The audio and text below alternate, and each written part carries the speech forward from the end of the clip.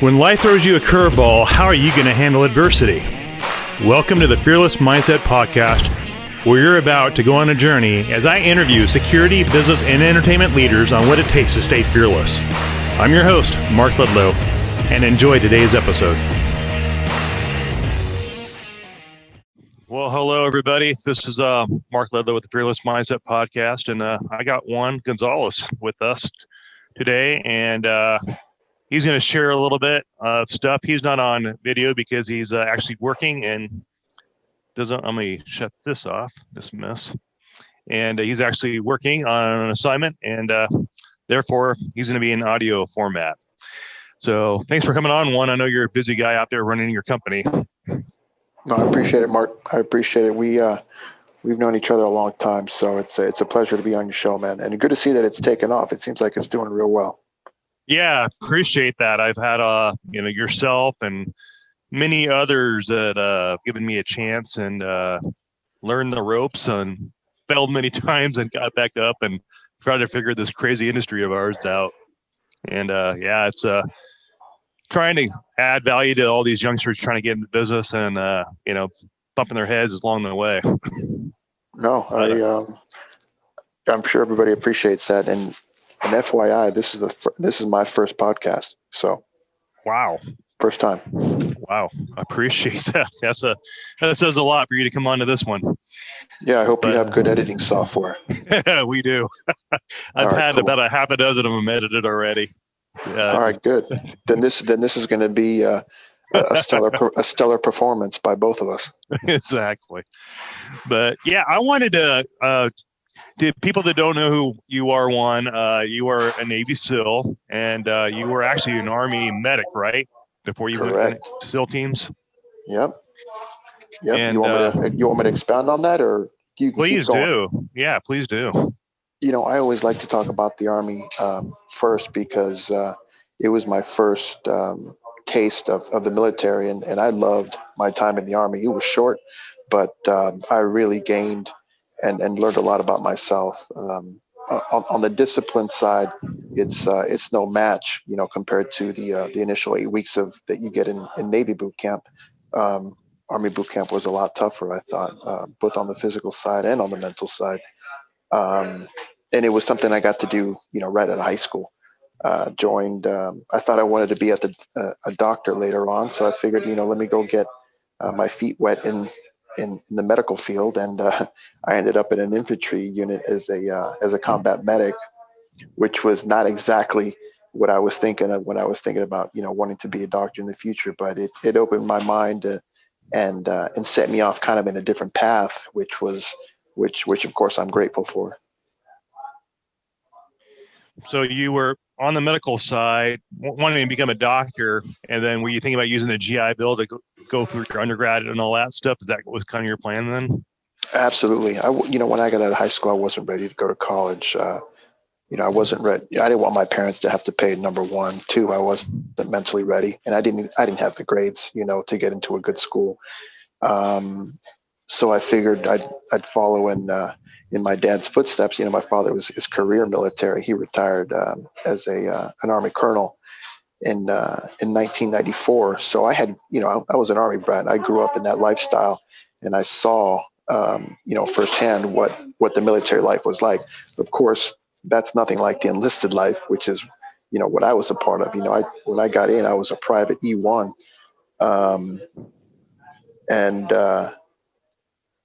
so I thought I was going to go in the medical field, and I figured, let the military pay for it, and I'll learn something along the way. And by the time I get out, I'll be a little bit smarter, more mature, and better fit mentally to tackle all of the academics needed to get through a medical program. That's just wise on your end, just to think that way. I did the same thing. I was like, I did pre-med thing, and I figured that wasn't for me, undergrad and all that, and my associate's degree, and I just wasn't really enjoying it. So I'm like, you know what? Maybe I need to join the military to get my head straight. And it was weird. I was like academic probation my first year of college, and then I joined the Marine Corps, then went back and 4.0. It was the weirdest mental switch I ever went through. No, that's exactly what it does. It kind of sets you straight. Right. Now, what was the? I'll dive into just the mental transition from Army medic to the your first day of joining Buds, going in that day one of Buds. What was your biggest fear and the challenges you had to overcome yourself personally just to get through that phase, that first phase of Buds? Yeah, if I had to say there was a fear, I wouldn't call it fear, but I was very anxious because I just didn't know what the next day was going to bring. Because you can read about it, you can watch movies, you can talk to guys that have been through the program, um, and they'll tell you this is what to expect. But unless you're physically living it and going through it, you're never really prepared or ready for that next day until it happens, and you never know how your body's going to hold up that next day. Mentally you could be 100% there, but your body's got to be pretty close to it, in order to get you through some of those evolutions. You can get injured any day of the week out there. And no matter how hard you want to keep going, if you get injured to a certain degree, you just won't be able to continue. They will stop you and they'll roll you or boot you out. So I think if I had to say there was a fear, my closest fear would have been getting sick, and getting rolled or getting injured and getting booted out for a physical reason, which in a great part you really don't have any control over. Hindsight 2020, knowing now what I didn't know then, anything you can't control is not worth really worrying over. That's what I know now. But at the time, you're just young and you want to get through it. So the biggest challenge, it sounds like it's just getting injured, period. Was it more not really psychological for most guys, but just the fear of or challenge of your body just failing on you during that evolution? Yeah, I was fortunate to be a little older when I went through. I was 27, I think, when I got there, and I think I was 28 when I actually left Buds. And so mentally, I was ready to go. I was a little bit more mature. The average age, I think, is 21, 22, I think. Between 21 and 23, I think, years of age is the average of the student going through. So my worry, I wasn't the fastest guy. I wasn't the strongest guy. I was kind of in the middle. And I want to say, I don't think I was a gray man. I don't know if you've ever heard that term when you're the gray man. A gray man is somebody that's not really seen, not really heard of, doesn't make a big fuss, doesn't complain. He just kind of gets through the program.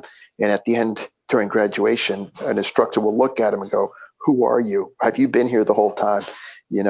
I was just below a gray man.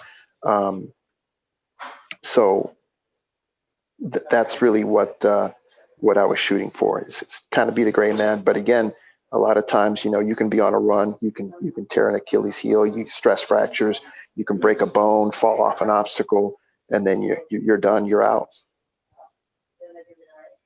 In the survival rate of the Buds is what, out of 100 people, what, maybe 20 make it, something like that? Yeah, that sounds about right. I think anywhere between, I think depending on the time of year that you go through. Obviously, winter classes are colder classes, and the attrition rate is much higher. And summer classes, I think generally they can get more guys through Hell Week. And remember, after Hell Week, Buds isn't over. You still have a tough and demanding 4 months left after Hell Week, 5 months after Hell Week. Hell Week is, I think, the third or fourth week of that first month of training. But if you make it past Hell Week, that's kind of what they gauge the attrition rate on. If you make it past Hell Week, there's a good chance that you're going to make it through the program, pending some sort of rollback injury. Now, Hell Week is what? How many hours is that in 1 week? I want to say over 96 hours, something like that. You start Sunday night and you end Friday afternoon. And you just go. And, it's funny because to me, Hell Week is just one continuous memory. It's my memories of Buds are not broken down to day or night. It's just one long memory of that whole week. I started to write some of these memories down because I have a pretty good memory, and I can remember, you know, broken down by evolution, by whatever we were doing, not really by days. I can remember the first night we broke out, and then after that, everything is just by evolution of what we did. Because the nights, they all blend into days, and days turn into nights, and it's kind of weird like that. What was the biggest challenge for you and just that whole evolution? You mentioned, your body breaking down physically. Was there any other challenges you really faced? Maybe being an older or being patient with the younger guys or anything like that? How did that look? No, my biggest challenge, since the majority of guys were younger, I wouldn't say they were more fit, but they were just lighter, and they were faster than me. Most guys. I think my biggest worry was letting somebody down. And I know you hear that a lot, not just in Hell Week or Buds, but you hear that throughout a lot of the military and guys that have been downrange, is that one of the biggest things that guys worry about is letting the guy next to him down. And I sure as hell didn't want to be somebody that didn't carry his own weight. Reputation is everything in the military, and especially in the SEAL teams, where, it's basically one big fraternal order. Whatever you do in Hell Week will definitely carry on throughout the rest of your training. And not only that, but the instructors are taking notes. Your name is going in some sort of book so that they can look at later on, if your name comes up in those next weeks or months, or even after you've already done Buds. A guy can go back and look at the book, and there is a log with your actions during Hell Week. Wow. So, you can get through Hell Week and be the weakest guy, but as long as you don't quit, you're going to get through Hell Week. But if there's any doubt in somebody's mind later on down the road, 2 or 3 years down the road, if your name comes up again, they're going to ask, or they can ask, well, what did he do during Hell Week? How was he during Hell Week? Because remember, Hell Week is a measure of every emotion that you can imagine, and every wicket that you hold dear as a man. Physical strength, mental strength, your emotion, your ability to be patient, your ability to work as an individual and as a team member. So if a guy really wants to get a good gauge of who you are, a good way to do that is to talk to guys that knew you during Hell Week or were in your boat crew, because they'll say, oh, Mark was this guy. Mark never ducked the boat. Mark was the strong guy. Mark never fell asleep in the boat, whatever. Or it could be like, Mark was never under the boat. Mark was the weakest link. He was always trying to get out of things. People don't forget that. They don't forget that for a long time. That's pretty powerful how that transfers in the rest of your career. That one little week of 96 hours or whatever those hours were goes on to the teams when you're carrying out missions, because the instructor, I'm sure you're working with the instructor as you guys go out on mission overseas, and they hold that over your head probably, I'm guessing. Well, and you're right. And not only that, but a lot of those instructors that you see during Hell Week and during your time at Buds, you're going to be serving with those guys later on, because remember, those guys are going to rotate out after their 2 or 3 years, however much time they're going to do there at the schoolhouse. And those guys are going to be your mentors, your platoon chiefs, and your senior leadership once you get to the SEAL teams. And if you're a stellar student, they'll remember you when you get there. If you're not, they'll also remember you when you get there. Wow. I wasn't expecting this to be such a good podcast. I'm fascinated by the science of it all and the psychology of it all. Well, and here's another thing. There's a lot of guys that turn it around. You can be you can be physically weak, weaker, right. I guess. You have to have a certain standard to get through, right? You have to meet all the wickets, but you don't have to be a Superman to get through.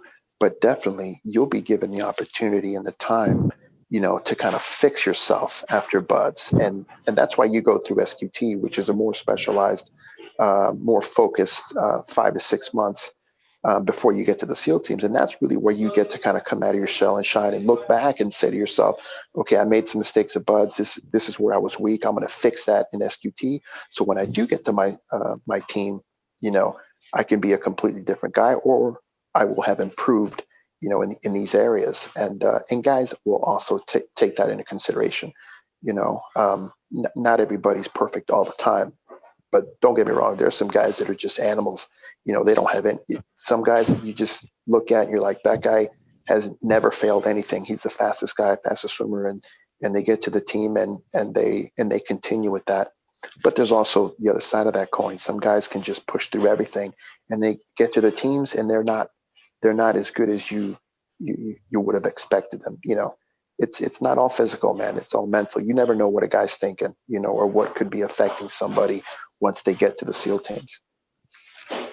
So what I'm hearing is it's probably 90% mental just to get through that evolution, that training, and then once that the week is over, it's on to the next phase and the next phase. It's just it's like life; everything's mental.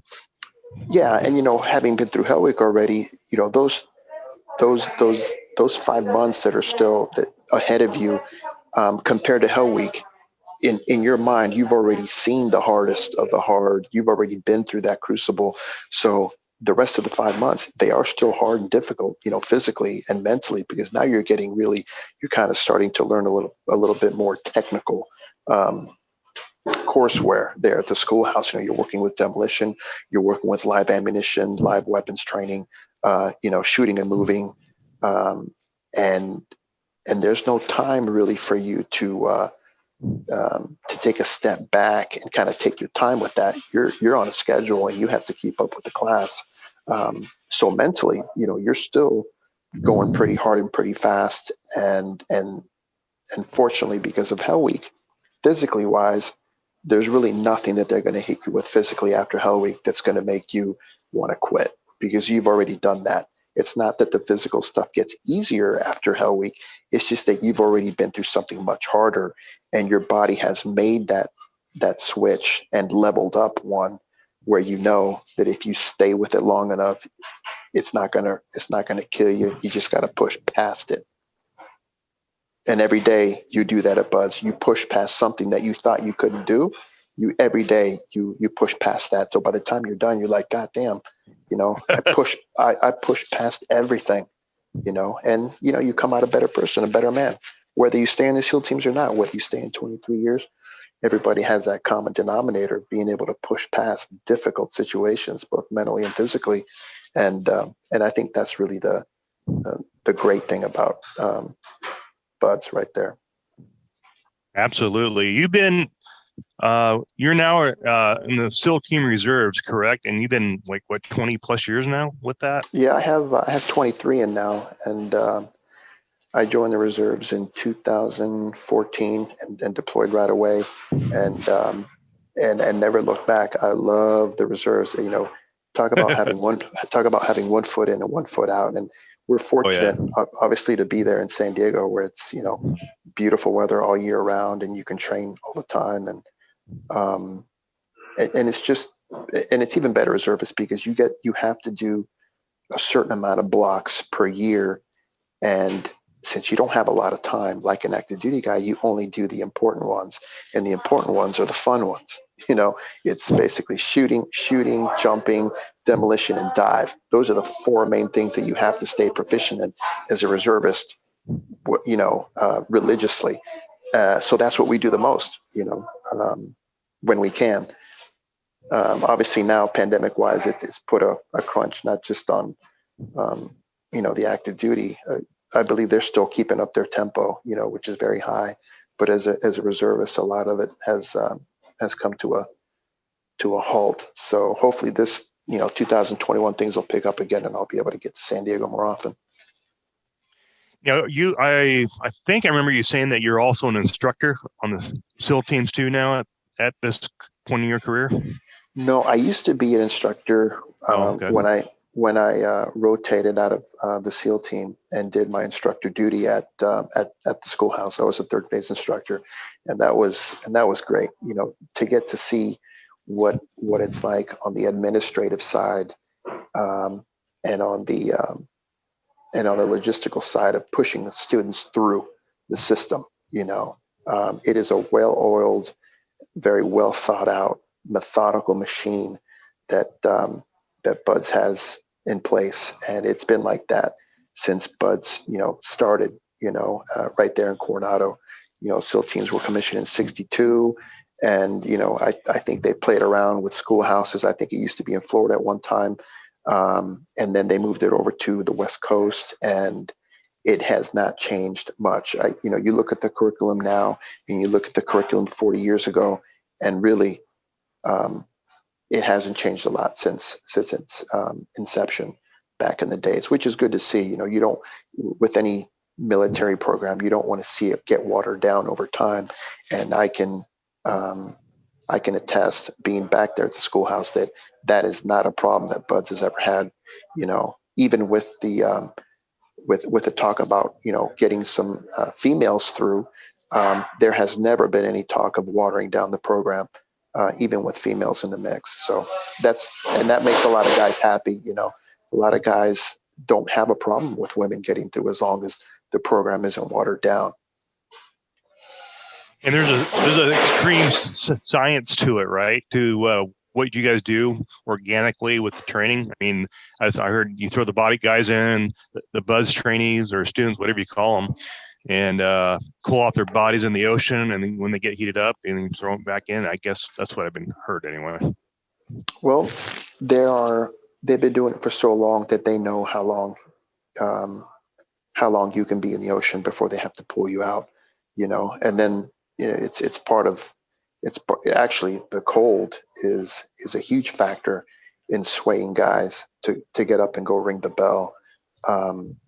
Most guys quit in and around the water before or after a water evolution, or after what we call surf torture, or during surf torture. Just the thought of having to go get wet and stay cold and wet for continuous periods of time is enough to make a guy quit. And it's just cold water. It's not doing logs or boats on your head.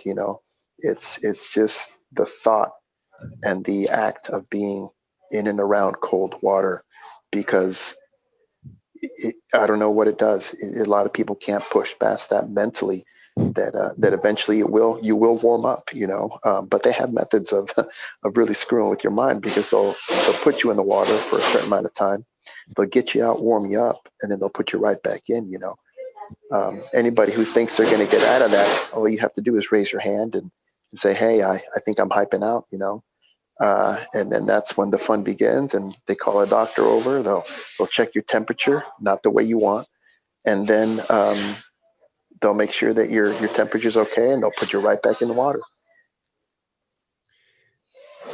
Here's a question that came to my mind. Has anybody died during buzz training? Yeah, unfortunately, there have been.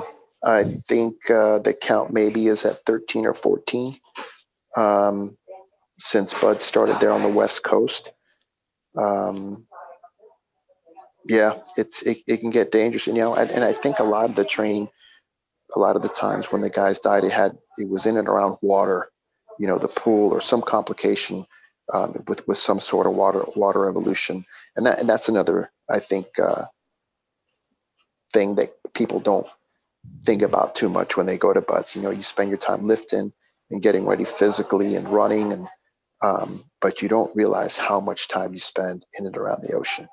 And once you get there, it's not really a time to kind of ease into it. Day one, week one, you're in the ocean. Yeah, 90% of all your missions are probably around the water. I mean, anyway, submarines, the submersion equipment you have to use to travel around in the ocean to get your submarines and do your hops and all that. And it's just part of the deal. Yeah, depending on what team you're at, and some units, depending on where you go after you after you graduate SQT, you could spend a lot of time in and around the water. If you go to a certain SEAL team or a SEAL unit, of course, post 9/11, the SEAL teams really turned toward land and started to focus a lot on the land portion, because that's obviously where the threats were. But I think we're going back to a more maritime type seal now to make sure we have those quals in place, like we used to pre 9/11. The threats are just everywhere now. Yeah, speaking of threats, what are you guys seeing? I know you have probably classified stuff you much, but is terrorism overseas popping their ugly head like it used to be, like with ISIS and Hamas and Hezbollah and all that, or is it Russia, China, and everybody else, Syria? Well, I think I know what you know. I'm obviously in the news a lot as far as trying to figure out ground truth and to see where the next threats are.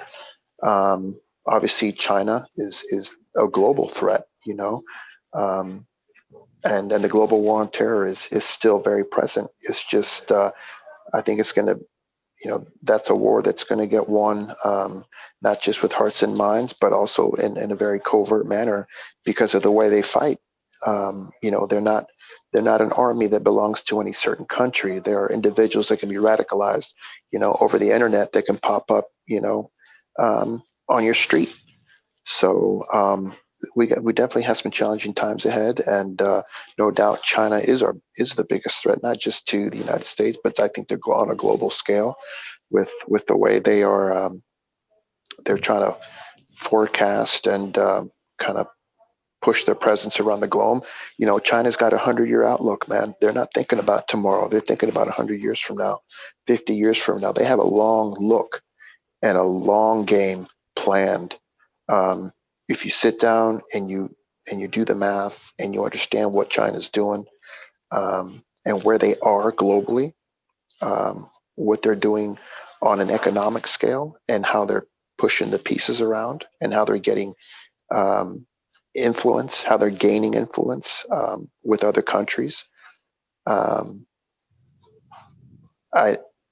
don't think people think about China like that on a daily basis, but that when I say China is our number one threat and is a global threat, that's exactly what I'm talking about. I hear you there. Wow.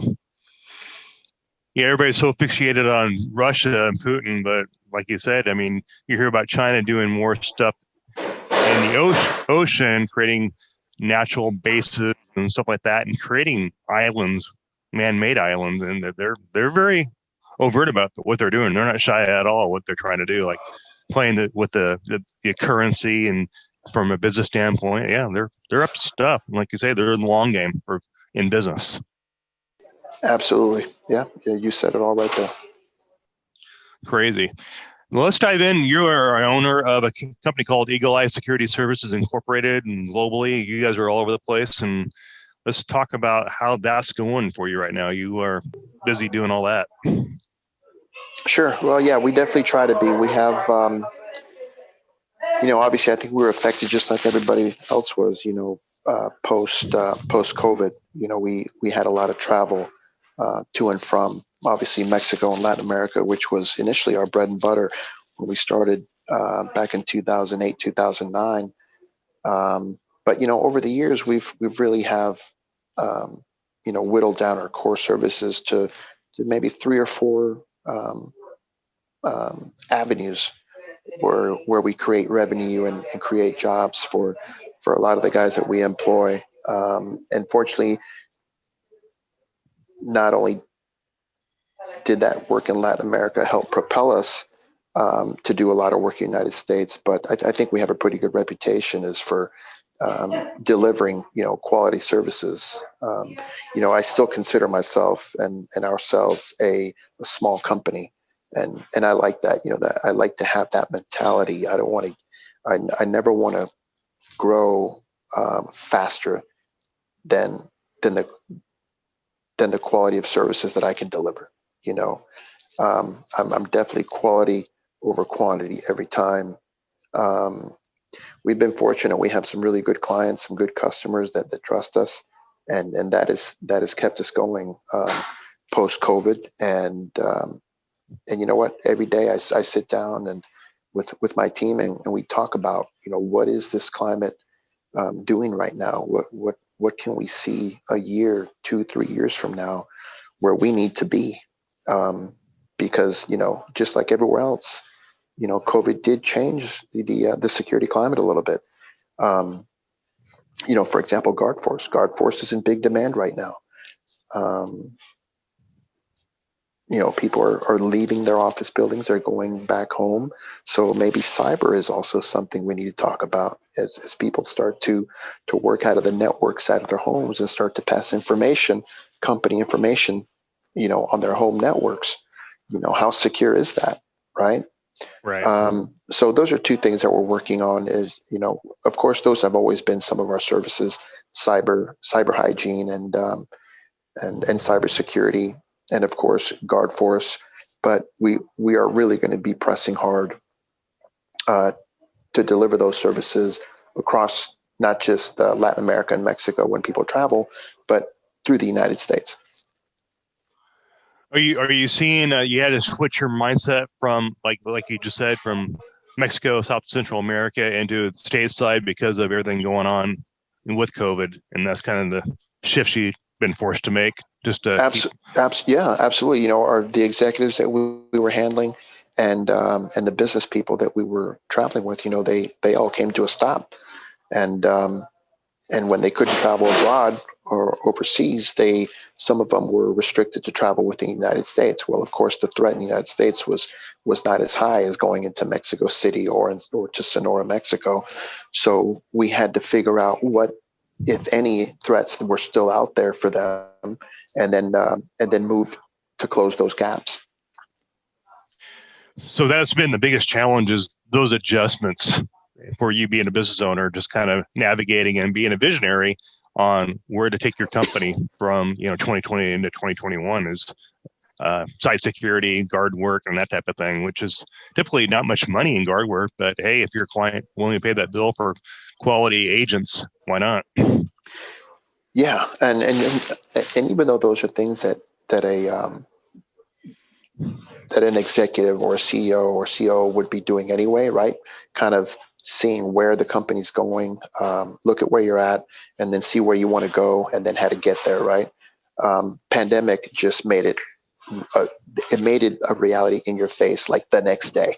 It was kind of, you had to hurry up and you had to have a plan in place, because if you weren't able to flex, if you weren't able to move your chess pieces fast enough, then you were probably going to suffer. Fortunately, we were on a path that we were kind of already going that way.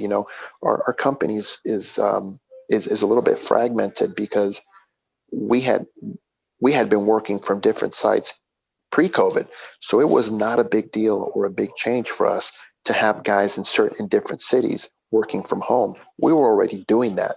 As our headquarters is in San Diego. It'll always be in San Diego because of the work that we do there in California. But we also have a presence in the Bay Area. We have an office in Dallas.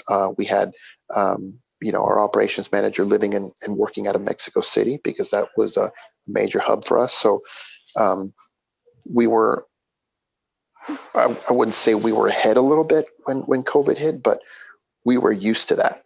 We were used to working from remote sites. We were used to having a good communication tree in order to push our business. Everybody was used to checking in and having Zoom meetings. That was not something new to us.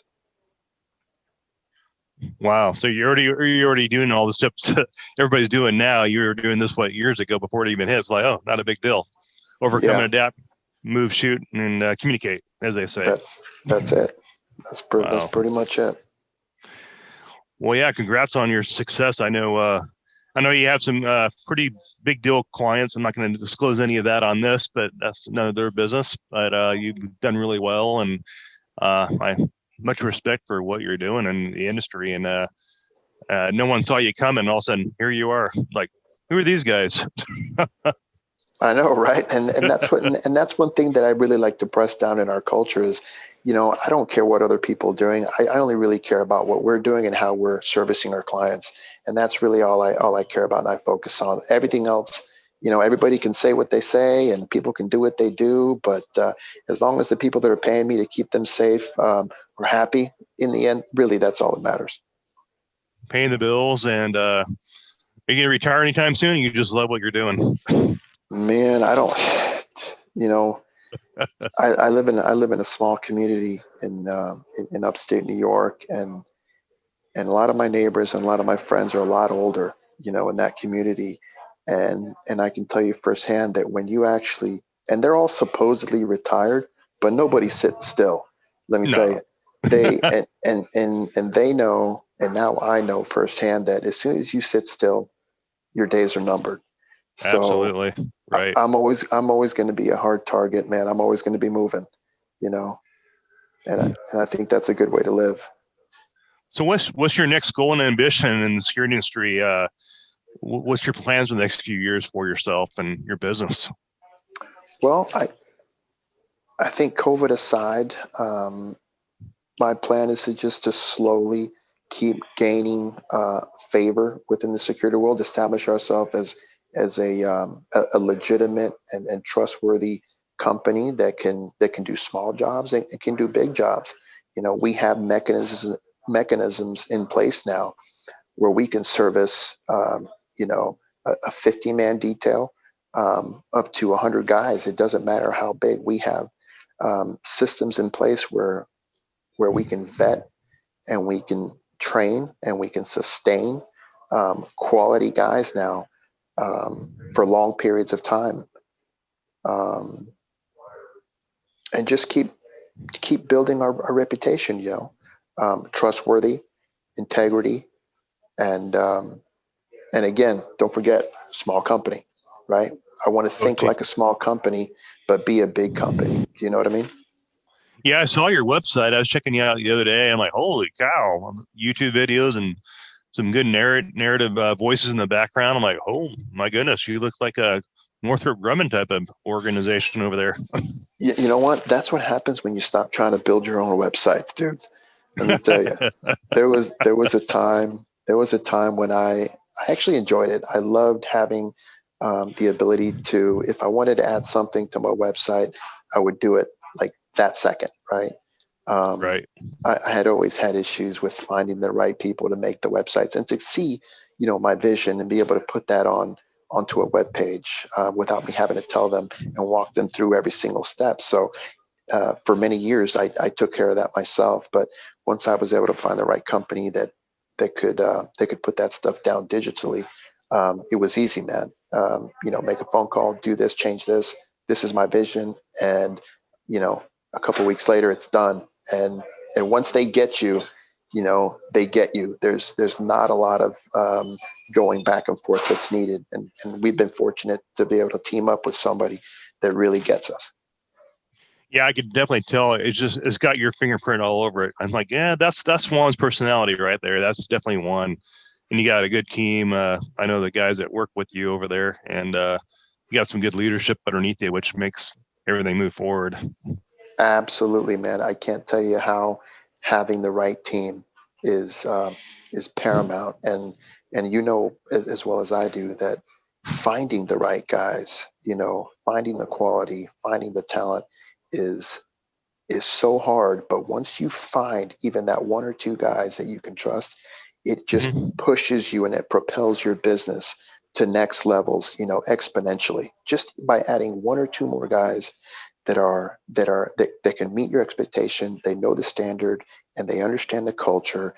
Um, I mean, it's like being able to multiply yourself over and over again, and that's what really has brought us to where we are. Because look, nobody grows like that as an individual. It takes a solid team to do that stuff, and that's exactly what we have at Eagle Eye. And I'll say that till I'm blue in the face. Oh yeah, hands down. I mean, working for you when we first met, when was it? Like 10 years ago, 6 years ago? I forgot. It's been years ago. Yeah, a long time And ago. yeah, we had that project in LA that we did, and I'm like, holy smokes! And then just knowing the kind of guys that you work with, I'm like, whoa, you worked with him? Wow. I was like, Yeah, that was LA. I remember those days.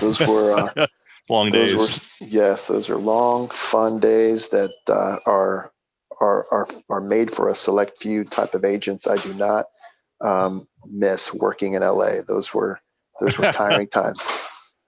Yeah. Speaking of LA, and we got the elections today. Today is November 3rd, and you were sharing with me earlier before we started recording that things are kind of going off the hook right now, and with what you're best for, just in preparation for the fallout after the elections, and you're getting ready Yeah, for all yeah. that. Unfortunately, you can't please everybody, and whoever's on the losing side is not going to take it, and whoever's on the winning side is going to be celebrating. So you're going to have two types of people out there trying to do their thing, and I think some cities will get hit worse than others, and some cities will be all right. But right now, we just don't know what's going to happen. So the people that had it in their budget and see the threats, they're taking measures out there, and that's why guys like you and I are employed right now. Yep, I'm working on as a security consultant for a corporation out here in the Northwest. Won't go into detail about who, when, where, but I'm busy 7 days a week and doing my podcast business on the side, and trying to keep everybody informed, and like yourself, just kind of keep the audience. And hey, things are going to go south either way, so just prepared and prepare your mind and prepare yourself for maybe a few months before they know who wins. Who knows? Yeah, you never know. Most important thing is just have a plan, regardless of where you live and how and what your footprint is within your community. Even if you work from home, make sure you check, in your area to see what's going on before you venture out and end up in a tight spot. Now, do you have any intel you could share with that's kind of like public information? I don't want to go into any classified stuff that you know about, but any just general information about what potential cities are at risk? Yeah, I think DC is one of them. New York City, probably Kenosha. Again, all those cities that where the BLM and Antifa were flaring up. All those cities are still in play. Okay. I know I've seen a lot of stuff on digital about DC. Okay. Washington DC is there's a lot of focus there right now, and New York City. I know I'm walking around here today downtown, near Park Madison. A lot of places are already boarded up. I mean, they've been boarded up since yesterday. So Wow. people are anticipating something, but hopefully nothing will happen, man. Hopefully whoever loses will bow out gracefully, and that'll be that. Hope so. Hope everybody just behaves themselves and whatever happens. I mean, we are American. We are better than our problems. We can overcome and get through all this. Yep. Los Angeles is also on one of those lists. I know Beverly Hills PD came out strong, show of force. They have some high tactical gear out there that's at the ready. But hopefully, they won't have to use any of it. But I know LA is a target as well. Oh yeah, I'm sure. Well, Juan, thanks for your time and sharing just the mindset and of your still days and being a business owner and what you guys are facing. Congrats again to all your success being the CEO of your company there and on just sewing into the industry and being an industry leader.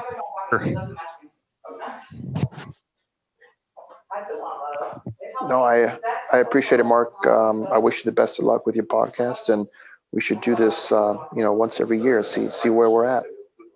Yeah, I may. If things get crazier than crazy, we may have to do it sooner than later.